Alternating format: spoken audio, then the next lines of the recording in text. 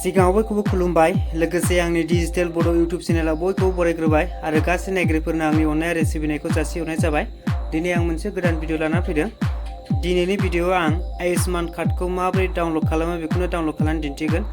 सिगाङाव आं face scan खालामनानैसो डाउनलड खालामदोंमोन, दाना आं आधार कार्डनि OTP जों डाउनलड खालामनानै दिन्थिगोन। जाय बिथांमोना दासिमबो डाउनलड खालामनो रोङा बिथांमोना फार्स्टनिफ्राय जोबजासिम भिडिअखौ नायबानो जाबाय। बिदिबा भिडिअखौ जागायजेनसै। लोगोसे बेबायदि भिडिअ नायबाय थानो थाखाय चेनेलखौ साबस्क्राइब खालामबानो जाबाय आरो लोगो दोगोफोरनोबो शेयार खालाम जाहाथे बयबो मोजाङै मिथिलायो। नैबाव सार्च खालामसै beneficiary.nsa.gov.in। आं बिनि लिंकखौ डिसक्रिप्शनावबो होनानै होगोन, नोंथांमोना डिसक्रिप्शनाव डाइरेक्ट थांनानै बानायनो हागोन। आं बे लिंकखौ सेरबाय। ओमफ्राय नैबे 3 डटआव थांनानै डेस्कटप साइटआव इनेबल खालामना लाबानो जाबाय। डेस्कटप साइटआव आंना नै थिक खालायखानाय, नोंथांमोना थिक खालायाखैबा थिक खालायदो। ओमफ्राय बिनि उनाव नैबाव मबाइल नाम्बार होदो, जिखुनु जाया मोनसे मबाइल नाम्बार। OTP फिलआप खालामनो हायो जायखौ OTP फैबाय। आं नैबाव फिलआप खालामनोसै OTP आव।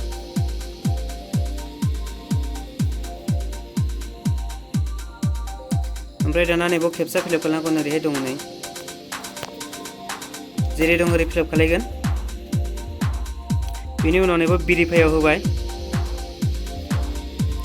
बे मबाइल नाम्बाराव OTP थांगोन, OTP नैबे गाहायाव फिलआप खालामनांगौ।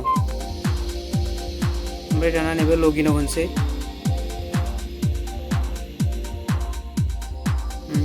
जाबाय। दाना नैबे स्टेटखौ सेलेक्ट खालामदो।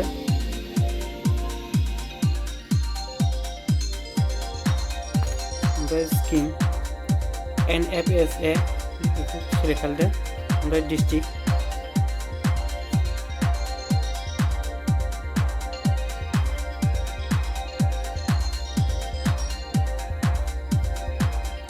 ओमफ्राय सार्च बाय नै मोनसेल' ओंखारदों फेमिलि आइडि मानि माबा रेशन कार्डनि आइडिजोंल' माबा खालामनाय सार्च खालामनाय ओंखारदों। बेखौ सार्च खालामदो रेशन कार्डनि आइडि होनानै।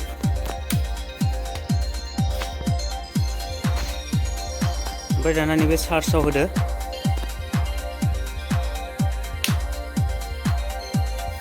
ओंखारबाय नै न'खराव सासे दं बिनि ओंखारनोसै। दाना आं मोननैखौबो डाउनलड खालामखाबाय, होमबाबो आं नोंथांमोननो देखायनो थाखाय बानायनोसै। न'खराव सासे मानसि दं बिनि गासैबो ओरै डिटेल्स ओंखारजोबगोन।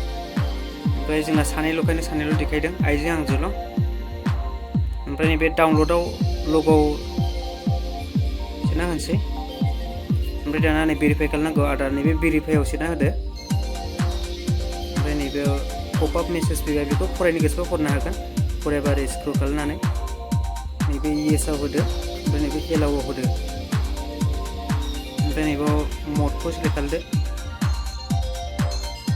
आधार OTP होदो। दाना मबाइल नाम्बाराव OTP थांगोन, आधार कार्डनि मबाइल नाम्बाराव फैबाय नै। OTP-खौ नैबाव फिलआप खालामनोसै।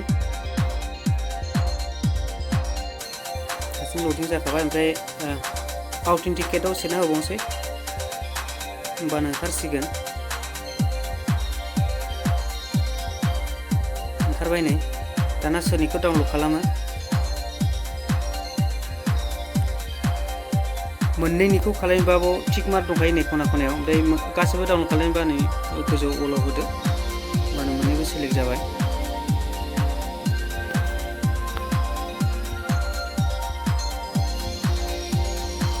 मोनसेल'बा मोनसेल' खालामनो हागोन। आं मोननैबोखौ लाबाय। ओमफ्राय गाहायाव थांनानै मोननैबो ओंखारदों नै फिसा फिसा सिनाया, नैबो डाउनलडआव सोना होदो। आंना डाउनलड जाखानायखाय मेसेज फैदों। जाबाय नै दाना अपेन खालामनोसै।